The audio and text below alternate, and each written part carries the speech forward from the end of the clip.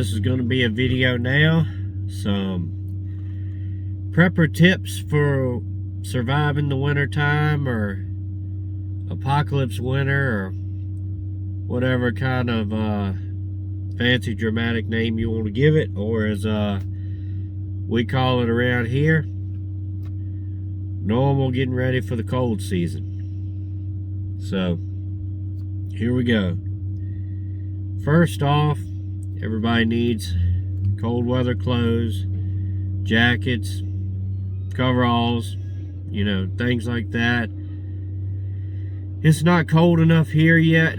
We're just down in the I think it's getting down to the upper 40s, you know, something around 50s, 60s, something like that. So you need a jacket in the morning, then by lunchtime it's 70 degrees again and back in a t-shirt. But as it gets colder, that won't be so much the case. So your thermals, you know, that you wear, your base layer, around here we call them long johns, but anyway, that type of stuff. You need fuel for your heaters, generators, stuff like that. If you're storing gas long term, or you know, longer than a few weeks or a month or something, add stabilizer in it, like Stabil, stuff like that.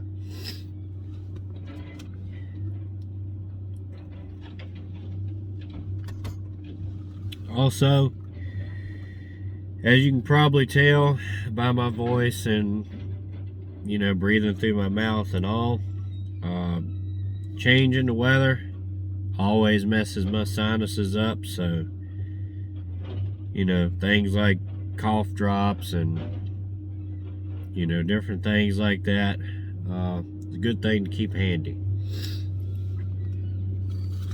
Also, you need to get you some of this starting fluid. We use a lot of it different times. When you got a cold engine that don't quite want to crank, you can spray a little of that in it and get it going. It's really good for a lot of stuff. As a matter of fact, I just used this a minute ago. The guy running the loader ran it out of fuel, so we would fill it up and squirt a little bit of that in there, and it got it back going, which I was glad, because bleeding that system ain't real fun. So it's a good thing for that. But you can use it for that. Not giving you any I don't know, legal advice or anything like that that come back and bite me, but we use this stuff to beat out tires. We've used it for years. You know, car tires, or you know, big truck tires and all that kind of stuff. You just push your tire in and spray your little thing around there and a little trail across the tire and strike a match, and there you go.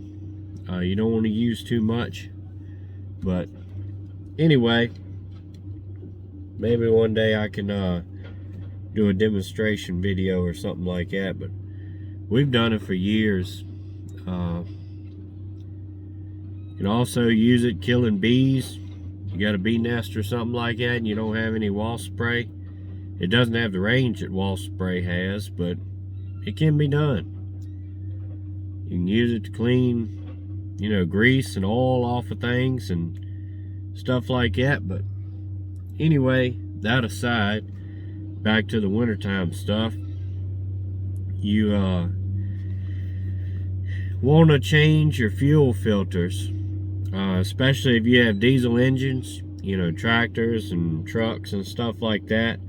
When it starts getting colder, you want to go ahead and change them out, because if they got a little bit of moisture or, you know, water or anything like that in there during the summertime, it usually won't give you too much trouble unless you get a whole lot and then it gets to missing and won't run. But if you got a little bit in there in the wintertime, when it gets down cold, 20 degrees and stuff, it'll freeze up on you, and the old fuel in there will gel up on you, and it won't run and give you a ton of problems. So I recommend go ahead and change your fuel filters out, you know, when it starts getting cold and all. So there you go on that. let's see. You know, of course, if you're burning wood, have plenty of dried, seasoned dirt, firewood. I recommend everybody have a chainsaw and know how to use it. And you don't have to have anything big or extravagant like I got, but you know, I mean, one of my favorite saws now for using around the, you know, homestead and around the house and all is that little electric, little rechargeable battery steel I got. You know, it'll cut, you know, limbs like that with no problem. Just cutting a couple, you know. I'd say the battery probably lasts about 30 minutes. But have you a saw? Like I said, if you got the rechargeable kind, you know, have your batteries charged up. Those little saws work good if you don't use them a whole lot, or if you keep one in a vehicle for an emergency or something, as long as you keep your batteries charged and stuff like that. Because if you got one that runs off gas and you'll leave it sitting for a year and not run it, you know, old gas in it and stuff like that, or you got one in the truck and the caps done come loose and, you know, leaked all your fuel out over everything and made a mess, or just, you know, evaporated out or leaked out and you need it, you know, it's a tree across the road and you're trying to get home and it's out of gas, you know, different things like that. The little electric one comes in handy for.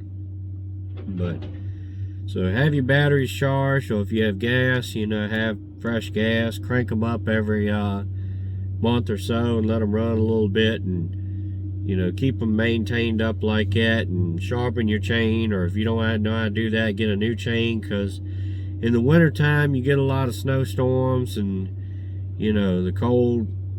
When trees get cold, they get brittle. I mean, you can have the same windstorm in the summer when it's 80 degrees and the trees will bend a bit, where in the wintertime when it's 20 degrees, you get that cold wind, it'll snap it right off. So have your chainsaws ready to go in case you get a big storm and, you know, you need to get out your driveway or anything like that.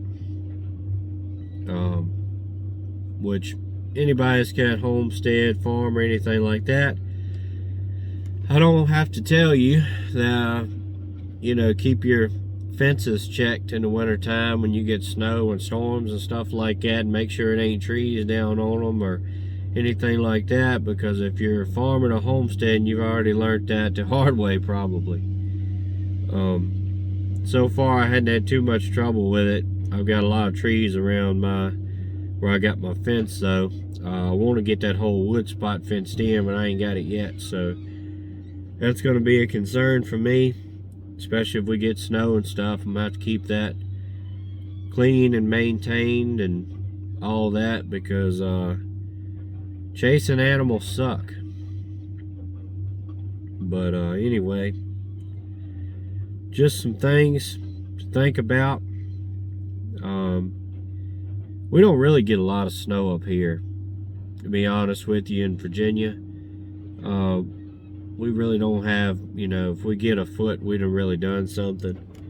Usually doesn't last too long. 4-wheel drives usually do anything you need to do, but, you know, if you're in a place that has more snow, or even around here maybe, especially if you just have a car, not a 4-wheel drive, maybe look at some, you know, snow chains in case things get really bad.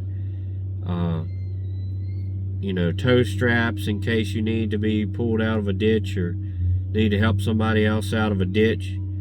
I recommend a jump box, because a lot of times wintertime your batteries will get low and not want to crank right, and you can pick them up for $100 or less. And I've seen some of them that it's a jump box and a little air compressor built into one. So if you got a tire and needs a little air in it, you can take care of it with the same tool. Now, they're not great air compressors. If you get one plug in a cigarette lighter, or the one like I got, it's about that big. The Milwaukee rechargeable one, it uses Milwaukee 12-volt batteries, and that's a really good little, you know, portable air pump. I use that a lot. Things like that. Let's see. emergency radio. If you don't have one of them, you might need one of them in case the power and all goes out, where you can keep up with you know, what the storm's doing and all that stuff. Have plenty of food and water prepped up, you know, in case you get a big storm and you can't get out or something like that. Let's see. There's probably a ton of things. I'm not going to be able to think of all of them. I didn't sit down and make any notes or anything like that. It's just off the cuff. Also, have a good flashlight, batteries, or if they're rechargeable, keep them charged up. All that stuff. Because wintertime, it gets dark sooner than it does in the summertime. And, yeah, very useful. So, I guess that's about all I can think of right off the cuff. Maybe it's some things that y'all thought of, or things that y'all do that you know, might be helpful to me or somebody else, so you can put them in the comments and all of that stuff. Anyway, appreciate everybody watching. Stay prayed up, prepped up, and strapped up. See ya.